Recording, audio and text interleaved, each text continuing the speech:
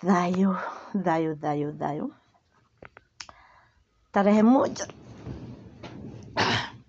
Tarehe moja mwaka uliopita. Mwaka huu tarehe 1 Januari. Nilikuwa mwenda wazimu huku kwa mtandao sababu ya mtoto wangu Mtoto wangu alitolewa kwa nyumba. A night that I will never forget. That first night. Sisi huwa hatutokangi kwa nyumba tukiruka mwaka. Askari wa Obama Police Post walikuja kwa nyumba wakanitolea mtoto. Nikasikia kama kuruka kichwa.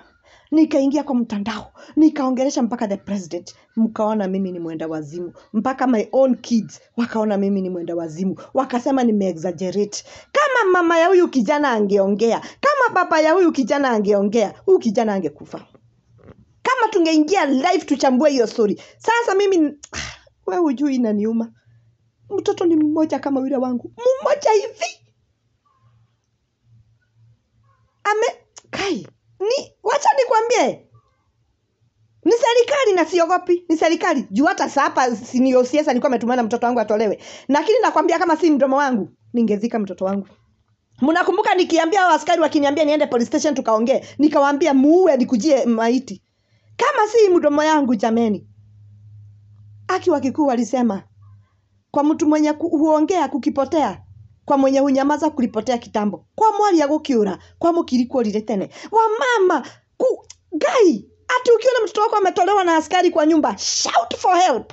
Piga nduru, msinyamaze. Hata huyo mwenye alipigiwa simu na huyo kijana, angeingia live tuongee. Huyo kijana angeuliwa. There is power kwa online. Mbona mimi mtoto wangu aliachiliwa? Sasa bado tunaenda kotini. Walisema hizo midhogoto ya bangi ipelekwe. Sijui sasa police post watatoa wapi hizo. Na nilisema wewe askari wanaandika mtoto wangu. Imagine walitoa mtoto wangu kwa nyumba that first night. That first, second, third. Hawakuweka mtoto wangu kwa OB.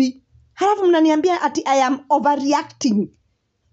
Kuzaa sio kupupu. Mpaka wale tuko na kesi, lakini afadhali tukue na kesi na mtoto wangu wako hai. Ati alipatikana na midhogoto that ya bangi na ni uongo. Na nisema askari mwenye umeandika mtoto wangu kwa OB.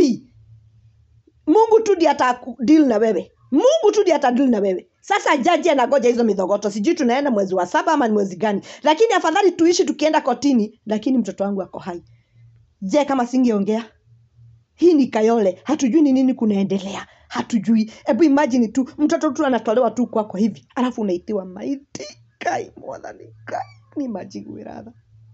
Katoto ni kamoja sina kengine jamani. Na nyinyi wenye mnatuulia watoto. Nyinyi askari. Mulaaniwe. Mchukiwe na mchanga ya Kenya. Mchukiwe na hewa ya Kenya na maji ya Kenya na kai mwadhani. Askari kwani hamna huruma? Mnatutolea watoto kwa nyumba mnatuulia. Kwani hakuna mahakama? Kwani hakuna sheria Kenya? Hui gai, oi.